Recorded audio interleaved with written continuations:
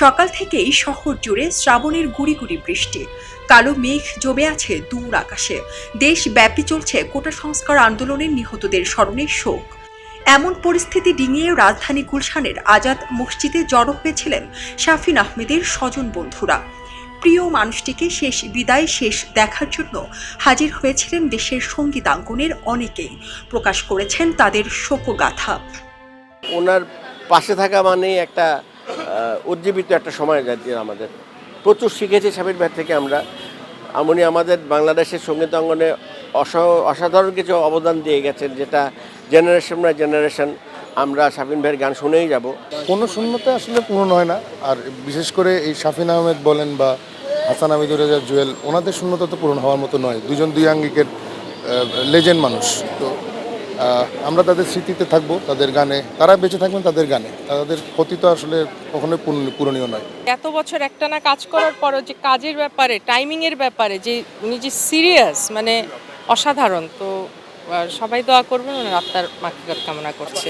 শাফিন আহমেদ চিরজীবন যতদিন বাংলা গান থাকবে এই বাংলাদেশের বাইরে পৃথিবী বিশ্বব্যাপী তার অস্তিত্ব, তার গান বেঁচে থাকবে। আমরা সবাই শাফিন আহমেদের আত্মার মাগফিরাত কামনা করছি। অনেকে আল্লাহ যেন বেহেশতের সর্বোচ্চ স্থানে আসতে পারে। স্মৃতি কথা বলে শেষ করা যাবে না আসলে, কারণ আমরা সবসময় কথা বলতাম, বাংলাদেশের সঙ্গীতাঙ্গ নিয়ে কথা বলতাম। মসজিদ প্রাঙ্গণে অনুষ্ঠিত হয় শাফিনের দ্বিতীয় জানাজা শেষে তার মরদেহ নিয়ে যাওয়া হয় বনানী কবরস্থানে। সেখানেই বাবা মার কবরে চিরনিদ্রায় শায়িত করা হয় তাকে। মৃত্যুর 4 দিন পর 29 জুলাই বিকেলে যুক্তরাষ্ট্র থেকে দেশে আনা হয় এই জনপ্রিয় সঙ্গীত তারকার মরদেহ। আমাদের এই আর্টিস্টগুলো দেশের বাইরে গিয়ে প্রচুর রেমিটেন্স নিয়ে এসেছেন। তারা যখন শো করেছেন হাজার হাজার লক্ষ লক্ষ ডলার বাংলাদেশে এনেছেন, এবং বাংলাদেশের কোটি কোটি তরুণকে উদ্বেলিত করবার, উৎসাহিত করবার, এক জায়গায় করবার ব্যাপারে ব্যান্ডের চাইতে বড় আর কেউ নাই। তারা সেগুলো করেছেন, করে যাচ্ছেন।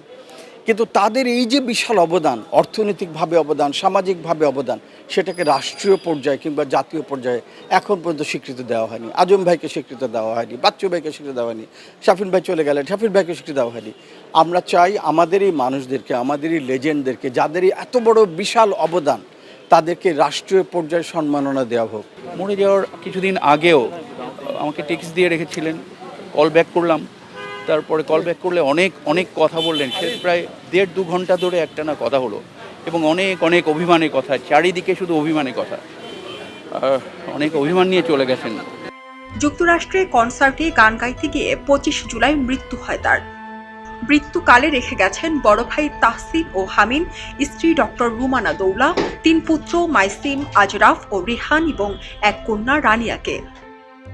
1 যুগেরও বেশি সময় ধরে হার্টের অসুখে ভুগছিলেন শাফিন আহমেদ। 1961 সালের 14 ফেব্রুয়ারি জন্মগ্রহণ করেন এই নন্দিত শিল্পী। এলো খবরের কাগজ, নিখাত, নির্ভীক, নিরপেক্ষ।